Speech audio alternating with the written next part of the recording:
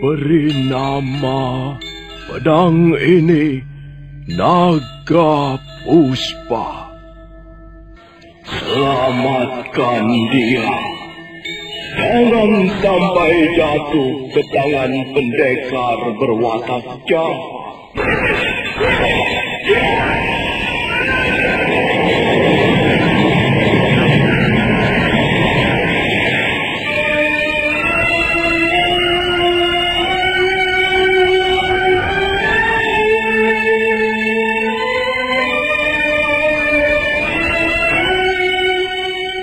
Tutur Tinula.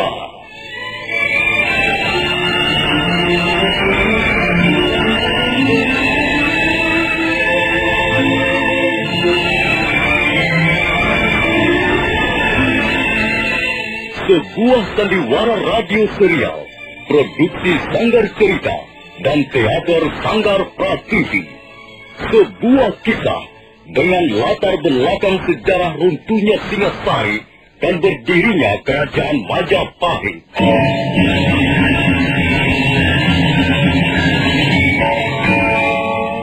Sandiwara ini didukung oleh pemain-pemain radio yang sudah ternama, Ferry Fadli, Ivone Rose, dan Eli Ernawati.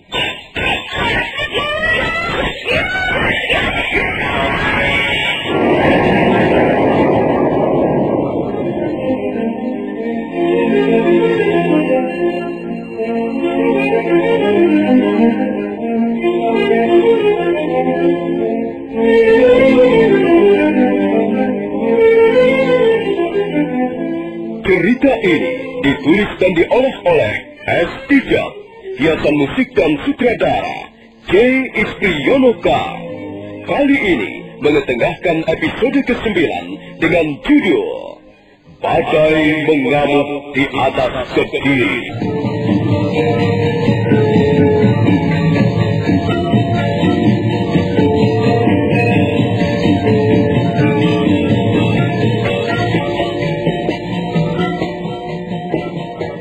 Dalam seri ke-259 ini didukung oleh para pemain Benny Indrahadi sebagai Sipi, Edi Johan sebagai Ike Mese, Heri Stiono sebagai Diah Sang Ramawijaya, Rudi Setiawan sebagai Yungpo, Masono sebagai Wira Raja, Nusri Nurdin sebagai Lembu Sora, Rusli sebagai Rangga Lawe, dan Asdi Suhastra pembawa cerita.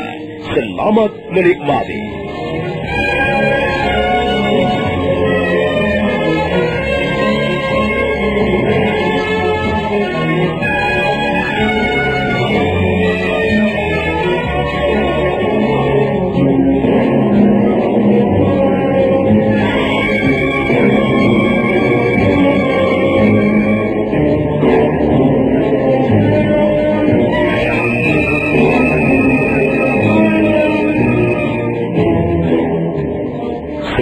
Panglima Ike Mese menolak memberikan izin Diah Sang Ramawijaya yang ingin kembali ke Padukuhan Majapahit.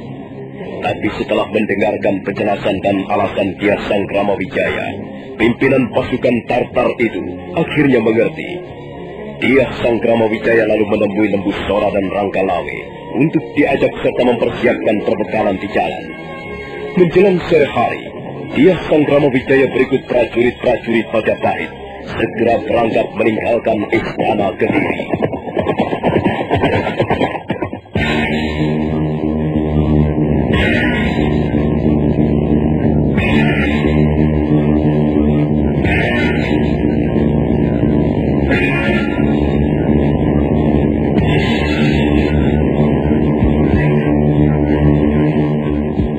Belum terlalu lama rombongan Diah Sang Ramawijaya meninggalkan pintu gerbang Istana Kediri yang rusak berat akibat peperangan. Nampak Panglima Sipi berkuda menuju Balai Paseban Agung. Setelah melompat dari punggung kudanya, Panglima Sipi buru-buru menemui Panglima Ike Mese. Panglima Ike Mese? Iya. Saya melihat Tuan Sang Ramawijaya beserta pasukan Majapahit meninggalkan Istana Kediri. Mengapa mereka pergi begitu saja, Panglima Ike Mese? Apakah mereka sudah memperoleh izin dari Panglima? Sudah, Panglima Sipi. Saya sudah memberi izin mereka. Mereka bermaksud kembali ke Majapahit. Mengapa kau izinkan? Bukankah hal itu bisa berbahaya sekali? Bahaya? Bahaya apa Panglima Siping? Tuan Sanggrama Wijaya hanya bermaksud menengok kedudukan Majapahit. Iya, tapi mereka bisa berbalik menyerang kepada kita, Panglima Ike Mese. Kita jangan terlalu percaya kepada Tuan Sanggrama Wijaya. Bagaimana kalau misalnya mereka tiba-tiba mengumpulkan rakyat Majapahit dan rakyat dari desa-desa lain, kemudian bersama-sama menyerbu prajurit-prajurit kita di Istana Kediri ini? Saya sama sekali tidak pernah berpikir seperti itu, Panglima Siping. Saya cukup percaya pada kemauan baik Tuan Sanggrama Wijaya. Dia minta izin untuk kembali ke Majapahit guna mempersiapkan surat pernyataan menyerah. Di samping itu, dia juga akan memberikan kenang-kenangan kepada kita selama di tanah Jawa. Dia bermaksud mempersembahkan 2 orang putri Majapahit untuk kaisar kita, Kaisar Kubilai Khan. Dan lagi, saya memberikan batas waktu tidak lebih dari 30 hari. Dalam waktu 30 hari itu, Tuan Sanggrama Wijaya sudah harus kembali ke Istana Kediri untuk menyerahkan surat. Tapi kepergian mereka tetap membuat hatiku tidak enak, Panglima Ike Mese. Kita tidak bisa menjadi tenang selama menikmati kemenangan di Istana Kediri. Seharusnya Panglima Ike Mese jangan mengizinkan mereka untuk pergi begitu saja.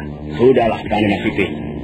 Kalau Panglima tidak merasa tenang, baiklah, kita kirim beberapa orang prajurit Tartar untuk mengawasi mereka.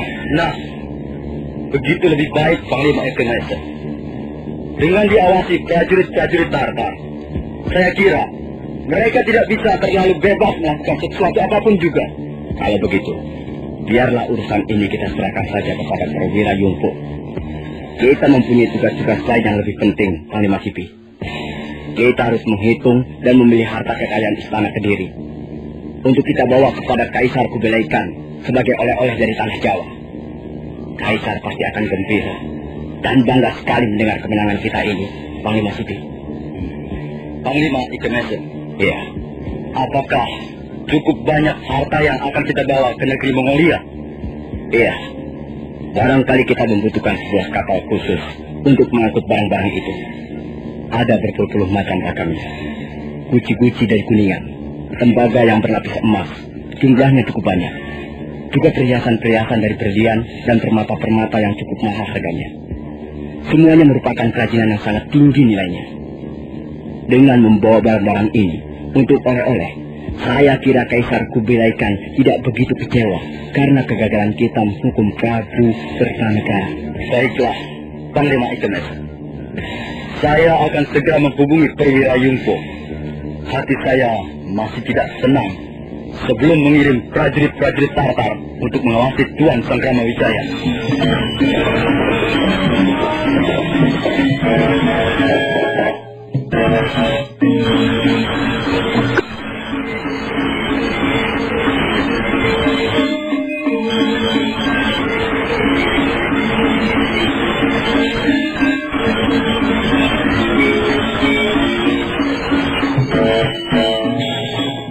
Sementara itu, Diah Sanggrama Wijaya dengan pasukan Majapahitnya telah meninggalkan kota Kediri. Sekarang mereka sudah tiba di tepian anak sungai Brantas. Diah Sanggrama Wijaya bermaksud istirahat sejenak. Beliau segera memerintahkan beberapa orang prajurit untuk mendirikan tenda. Waktu itu matahari sudah hampir tenggelam ke batas cakrawala. Sinarnya yang lemah dan kemerah-merahan membias di atas pucuk-pucuk pohon hutan tarik di kejauhan sana. Mendadak terdengar orang-orang berkuda yang semakin lama semakin dekat.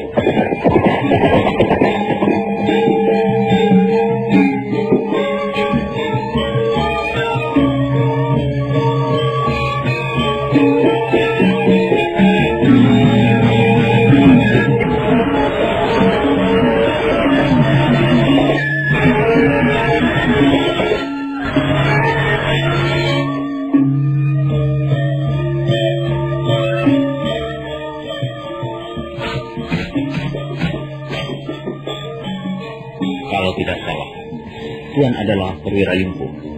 Benarkah demikian? Benar, Tuan Sanggrama Wijaya.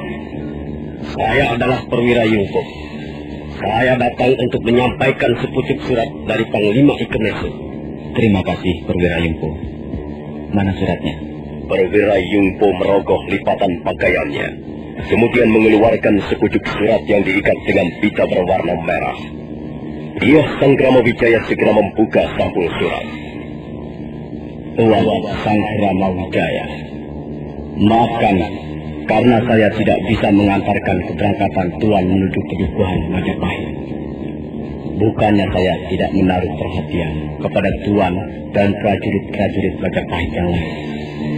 Karena itu, saya mengirimkan perwira Yungpo berikut 14 orang prajurit Tartar untuk menyertai perjalanan Tuan selama pergi ke Pedukuhan Majapahit.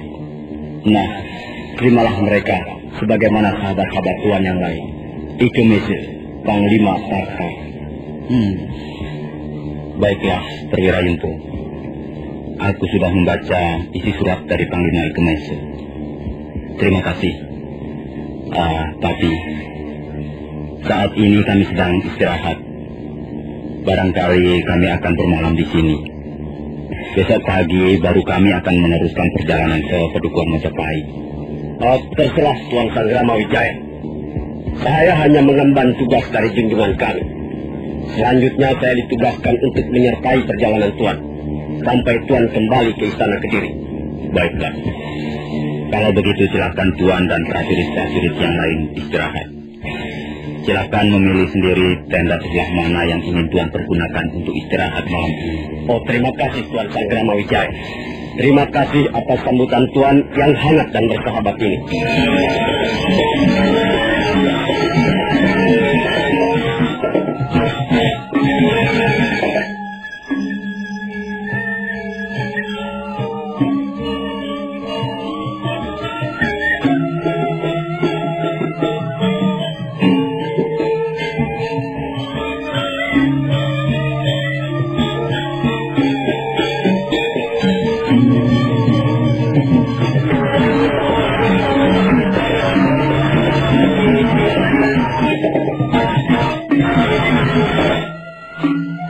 Pada malam harinya, dia Sanggrama Wijaya membicarakan perihal surat dari Panglima Ike Mese dengan Arya Wiraraja.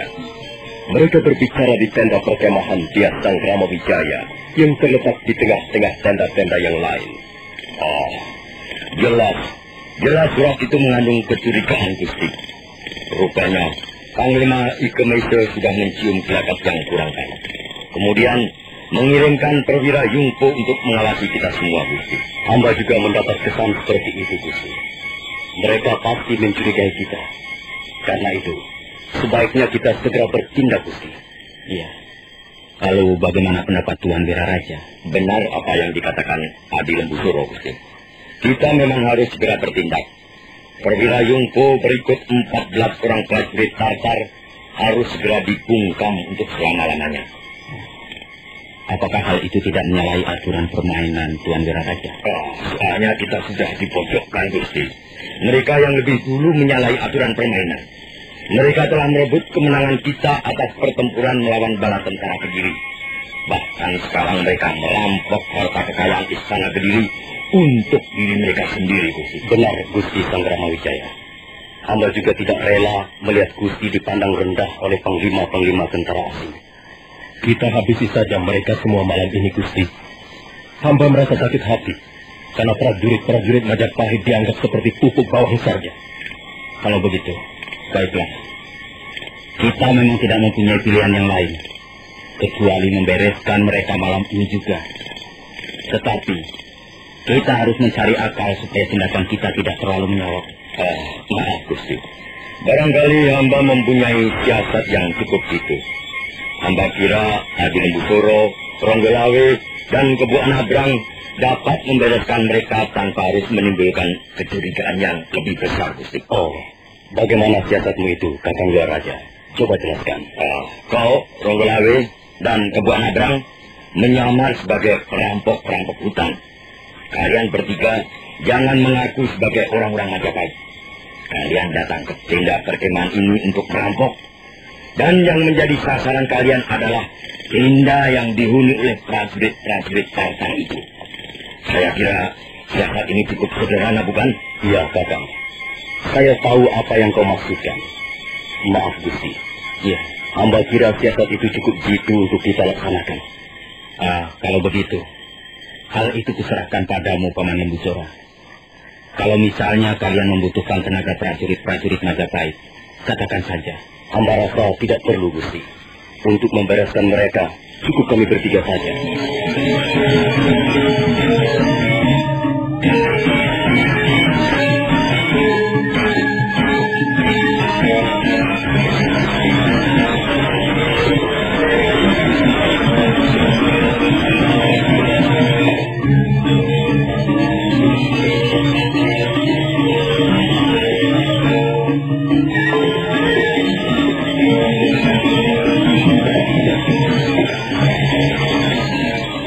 Malam mengalir perlahan-lahan. Kabut mengambang di atas permukaan sungai Brantas. Nampak beberapa orang prajurit Majapahit berjaga-jaga di sekitar tenda perkemahan Tias Sangkrama Wijaya. Mendadak, di balik pohon-pohon liar, bermunculan 3 sosok tubuh manusia. Mereka melangkah mengendap-endap menuju tenda perkemahan prajurit-prajurit Tartar yang terletak di bagian paling ujung. Disitulah perwira Yungpo menginap bersama teman-temannya yang lain. 3 bayangan itu terus melangkah berhati-hati, bagaikan 3 ekor kucing hutan yang hendak menyergap mangsanya.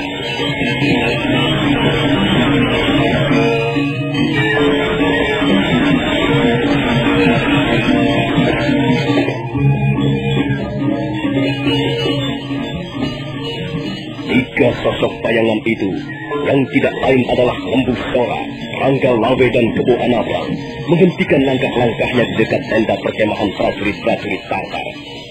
2 orang prajurit Tartar segera melihat kehadiran mereka, tapi pada saat yang hampir bersamaan, Lembu Sora menyerang mereka.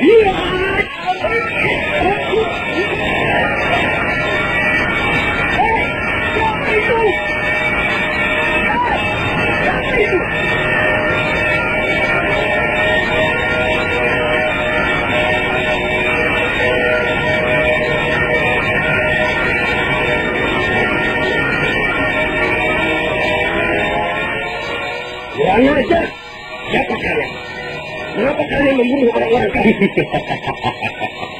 Hai, kalau kau ingin tahu siapa kami, dengarlah baik-baik. Kami adalah 3 perampok yang menamakan diri kami kelompok Lapang Idam. Jadi kalian datang kemari untuk merampok kami? Iya, kami datang untuk merampok kalian. Cepat serahkan semua harta benda kalian. Kalau tidak, kalian pasti akan binasa di tangan Kelapang Iran. Setan belang, justru kalian akan binasa di tangan kami. Ayo cepat, royok mereka, tangkap mereka. Aku ingin melihat seperti apa wajah perampok-perampok yang menamakan dirinya Kelapang Iran.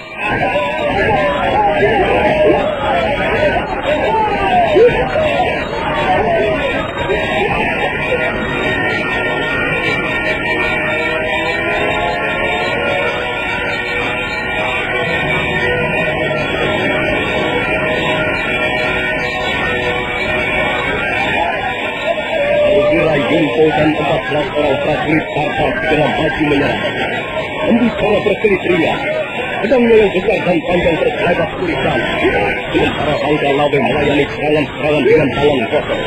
Namun begitu, dalam waktu yang tidak begitu lama, dia sudah dapat merobohkan 3 orang prajurit Tartar. Sementara itu, Kebo Anabang sama halnya dengan Lembu Sora menggunakan pedangnya yang berukuran besar untuk menghadat lawan-lawannya. Melihat prajurit-prajuritnya banyak yang terbunuh, perwira Yungpo menjadi cemas. Kemudian dia meloncat melarikan diri dan segera naik ke atas punggung kudanya.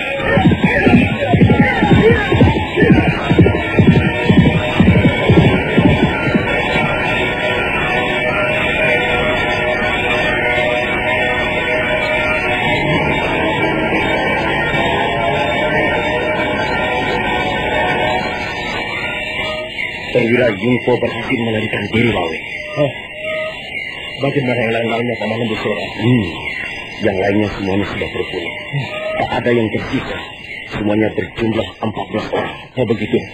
Soal perwira Yungpo itu, serahkan saja padaku, Paman Lembu Sora. Biar aku yang akan membereskan. Hati-hati, Lawe. Jangan biarkan perwira muda itu bisa melarikan diri sampai ke istana Kediri. Hal ini bisa membahayakan kita semua. Baik Paman Busoah. Selesai mengucapkan kata-katanya, Ranggalawe segera melompat. Tubuhnya berkelebat ringan dan sosoknya segera lenyap di balik kegelapan malam.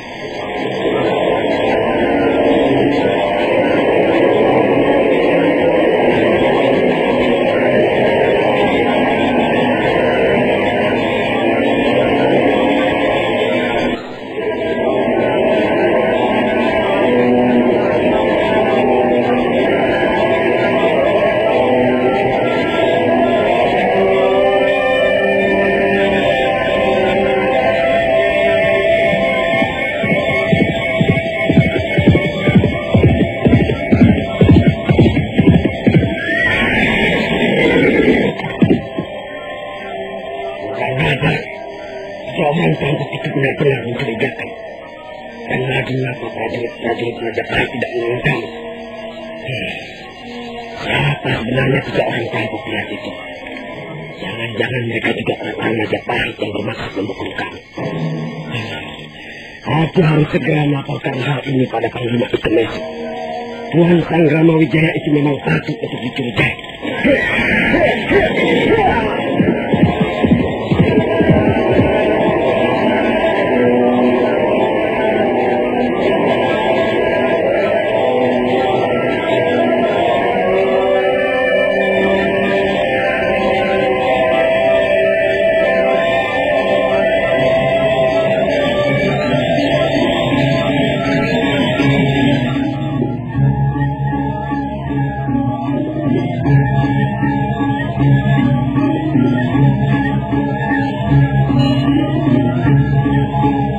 Perwira Yungpo segera memacu kudanya di kegelapan malam.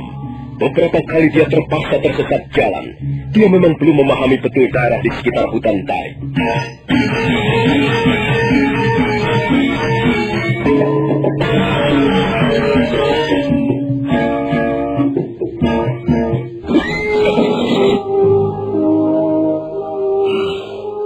Agaknya aku tersesat jalan.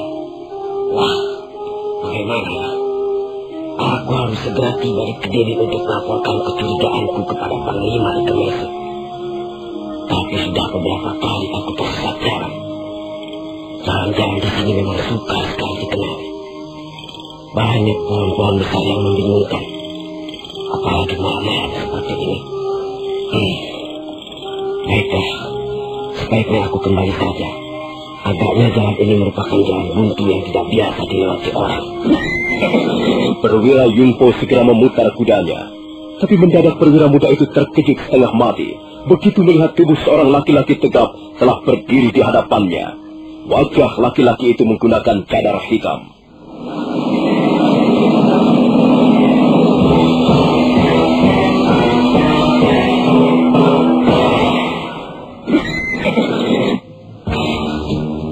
Hei, rupanya kau mengikuti aku ya?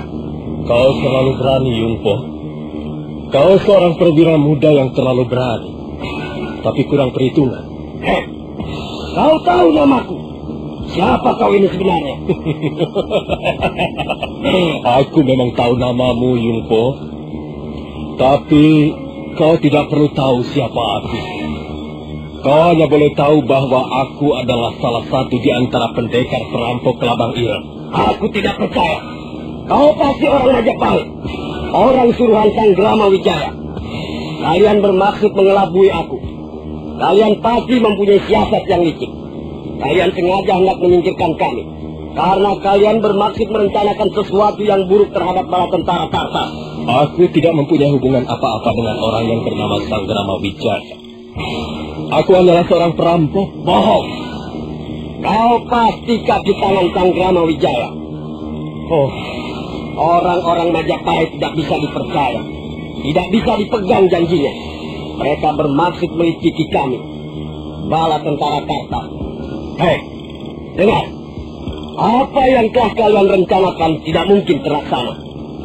Aku akan segera melaporkan peristiwa ini kepada Panglima Ikemesu. Dan kalian semua akan segera berhadapan dengan kekuatan pasukan Tarsar. Apa kalian tidak gentar? Apa kalian ingin mengikuti jejak dan nasib prajurit-prajurit Kediri?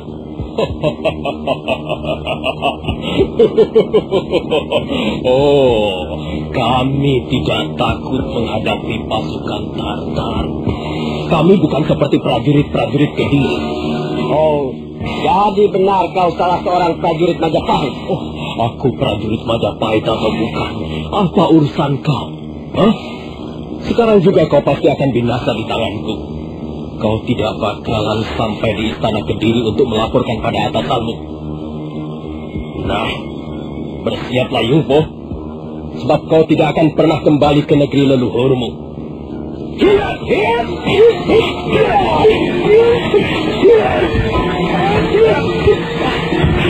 Aja, kau benar-benar licik, manusia busuk. Orang-orang Majapahit berjiwa busuk.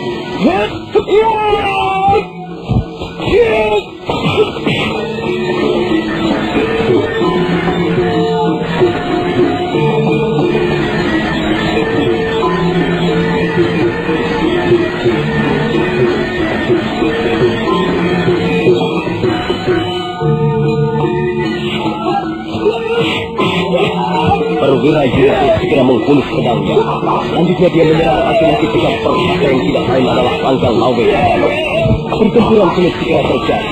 Perwira muda itu terus menghambur bersama babatan-babatan pedangnya yang cukup berbahaya.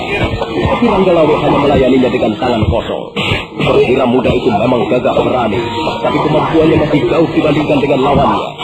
Suatu ketika, Rangga Lawe dapat mencuri kelengahan perwira Yungpo.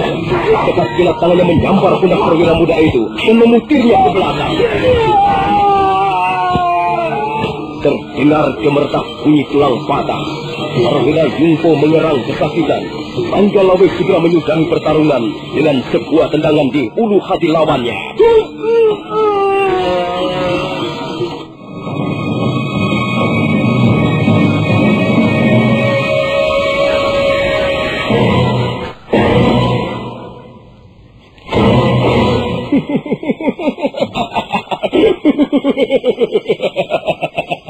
Ternyata tidak seberapa hebat perwira Tartar.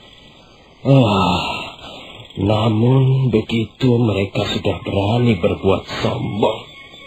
Mereka enak-enak merayakan pesta kemenangan, dan kami hanya disuruh menonton saja. Dia sudah mampus rupanya.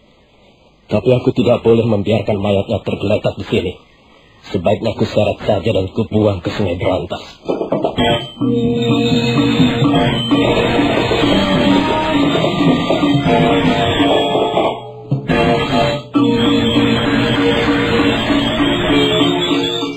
Rangga Lawe segera menyeret tubuh perwira Yungpo yang sudah menjadi mayat. Setelah tiba di tepian anak Sungai Berantas, tubuh itu ditendangnya ke arah sungai. Dan setelah itu, Rangga Lawe bergegas kembali ke arah tenda perkemahan prajurit-prajurit Majapahit.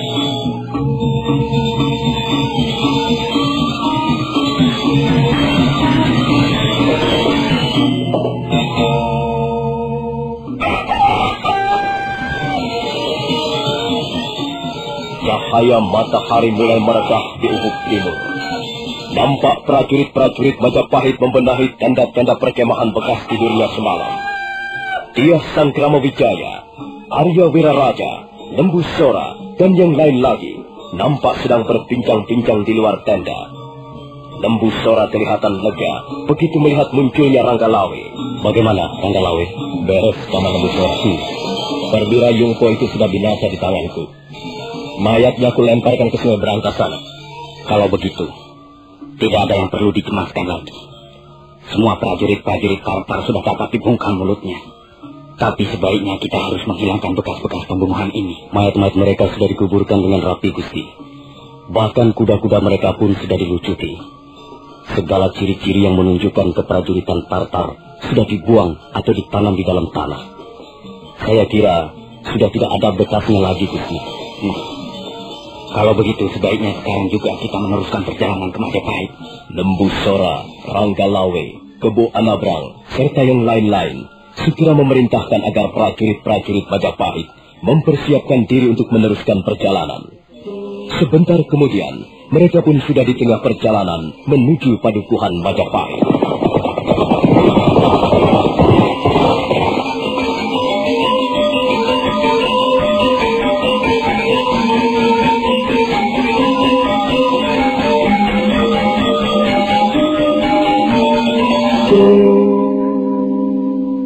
kita tinggalkan sejenak Dyah Sanggrama Wijaya dengan pasukannya yang ingin kembali ke Padukuhan Majapahit.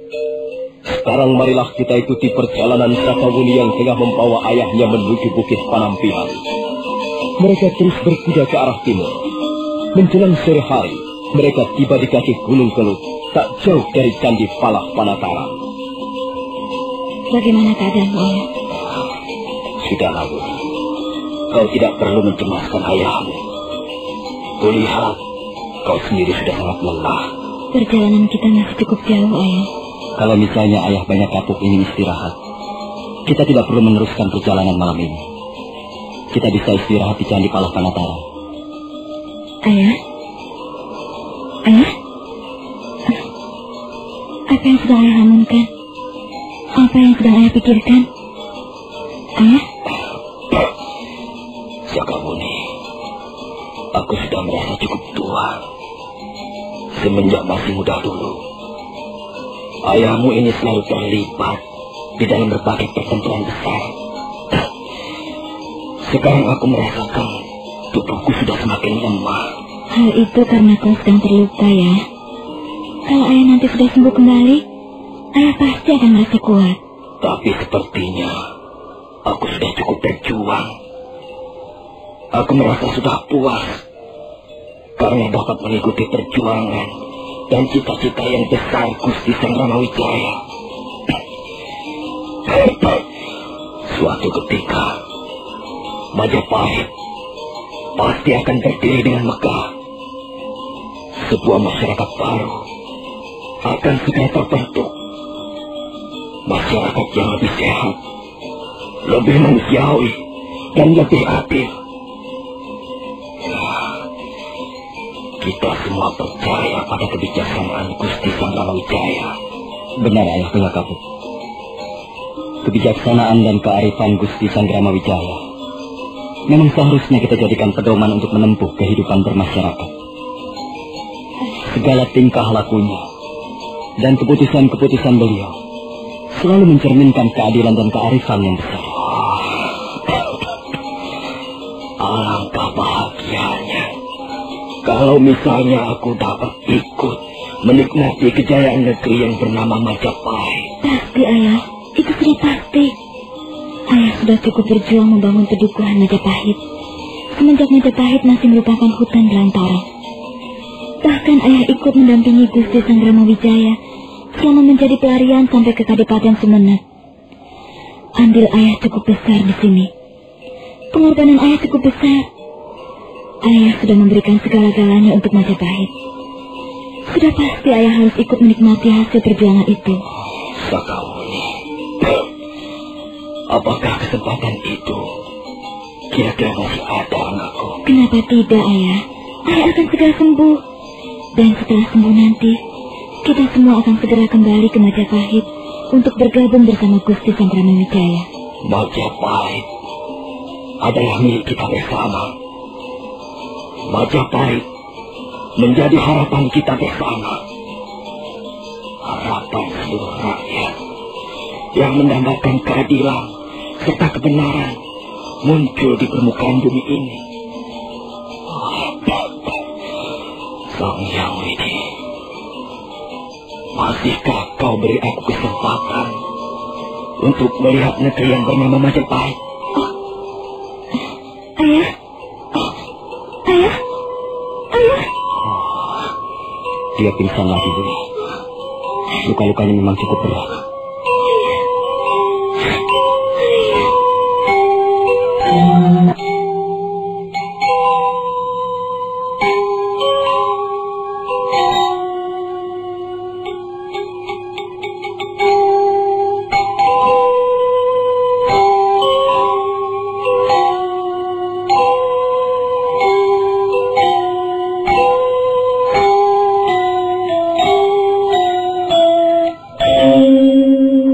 Banyak kapuk pingsan untuk beberapa saat lamanya. Setelah sadar, Arya Kamandanu segera mengajak mereka meneruskan perjalanan. Dalam perjalanan menuju Bukit Panampihan, beberapa kali banyak kapuk tidak sadarkan dirinya. Akhirnya, setelah 2 hari 2 malam berada di dalam perjalanan, mereka pun tiba di Candi Kidal. Malam telah menggerayangi daerah di sekitar Candi Kidal ketika mereka mulai naik ke atas tangga untuk mencari tempat bermalam.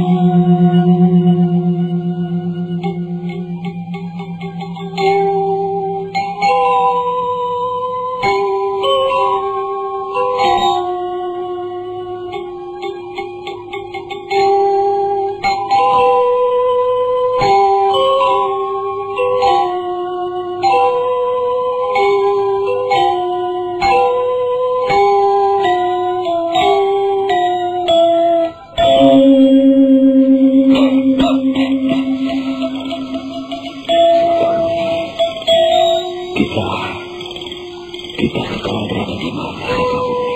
Kita bermalam di Candi Kidal, Ayah. Besok pagi kita akan meneruskan perjalanan Ayah Bayakapu. Menjelang sore hari besok, kita pasti sudah akan tiba di puncak Bukit Panampihan. Sudah lama sekali. Sudah hampir 20 tahun. Aku tidak melihat lagi ibumu, Muni.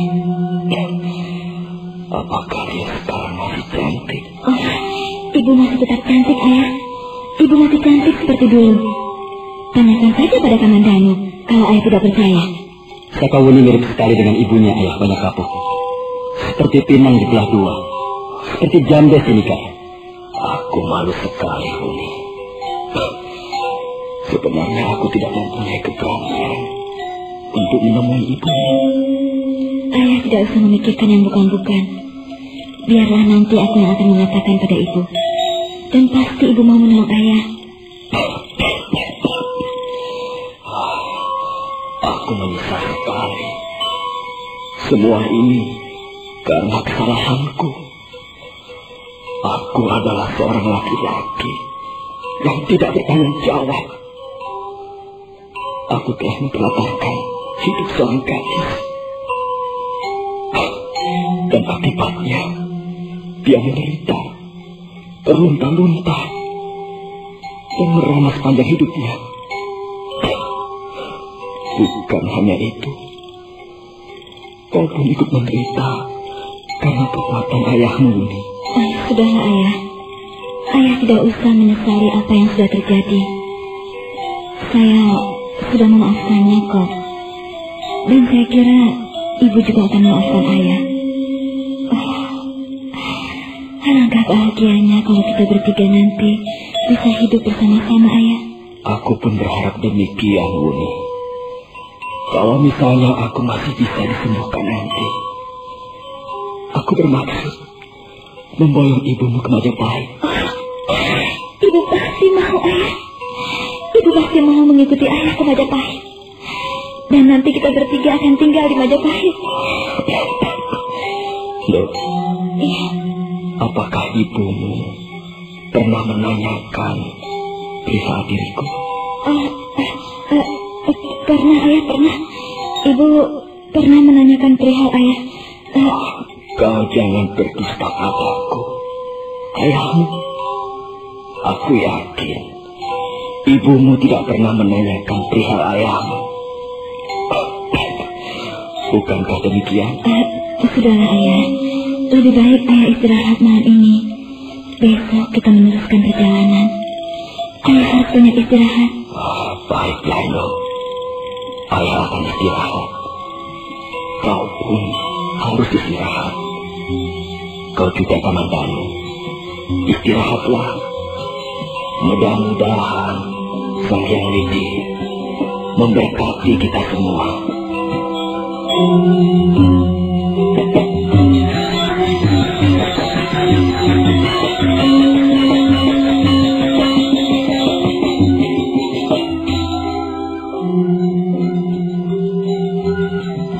Malam mengalir tenang. Candi Kidal diliputi kesunyian yang banyak mengandung arti. Sakawuni hampir tidak bisa tidur. Sebentar-sebentar dia terbangun karena mendengar ayahnya merintih perlahan. Beberapa kali banyak kapuk terpatuk-batuk, dan batuknya selalu mengeluarkan darah kehitam-hitaman. Sakawuni melihat tubuh ayahnya nampak semakin lemah. Dia merasa khawatir. Apakah masih ada kesempatan untuk membawa ayahnya menemui ibunya di puncak Bukit Panampihan?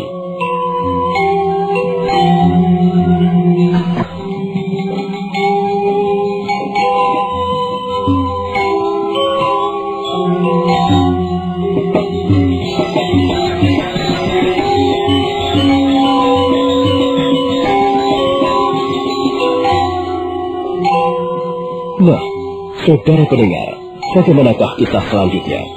Apakah banyak kabuk akhirnya bisa disembuhkan? Dan bagaimana sikap Ayu Pupuh?